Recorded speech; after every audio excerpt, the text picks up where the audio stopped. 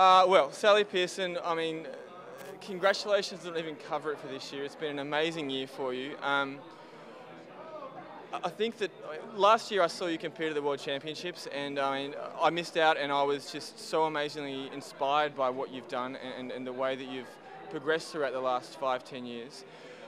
What I would like to know, and I think a lot of athletes that are out there would like to know, who are sort of on that cusp of being an elite athlete, is how do you deal with that pressure, like day after day? Like, you're so consistent and you're able to just keep doing it over and over again. Like, when you're on the blocks, what do you think about?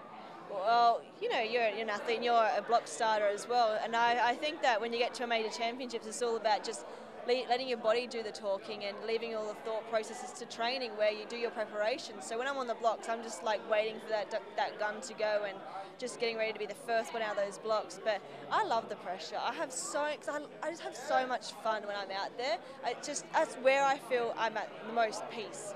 No one is nagging at you to do this and do that, and you're doing this wrong and you're doing that right, blah, blah. It's just all you out there. No one's talking to you, and you can just do what you love to do. And I think that's why I've been so good, because I just really, really enjoy it, and I thrive on that sort of expectation and pressure, and the excitement from the crowd just blows my mind every time. It's so beautiful to hear that. I remember hearing a quote from you after last year at the World Champs, and you saying, after that gun went, you just kind of let your body do what it was supposed to do and what it was trained to do. That's right. And that's what it's all about. I mean, you do so much preparation and training for what you want to do, and I don't train to train, I train to compete. And so when it's hard to just go out there and just let your body do the talking. It really is. It's taken me a lot of practice to do that.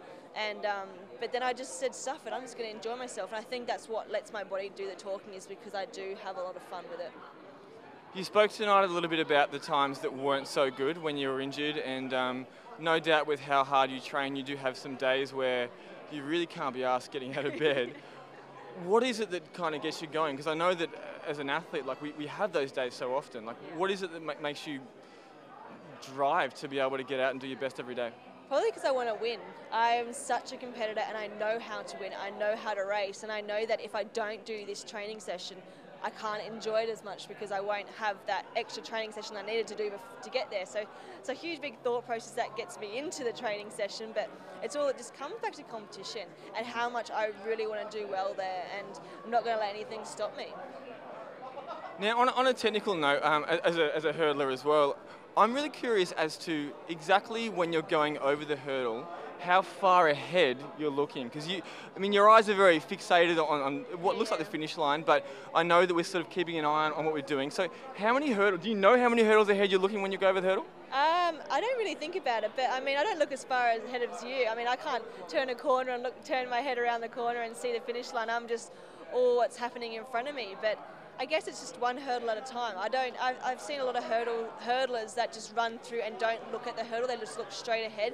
But for me, the race is about hurdles. And I think that you've got to make sure that you measure up your body to get over that hurdle the best way possible. And I think it's all about technique and eye and centering up where you want to be before you get over that hurdle. So I think it's very important to just know that you've got to get over 10 hurdles, so make sure that each obstacle is a hurdle, you know. It's just one of those hard things. It's very personal. I think a lot of people would disagree with me, but I think you've got to get over 10 hurdles, so you've got to take one at a time.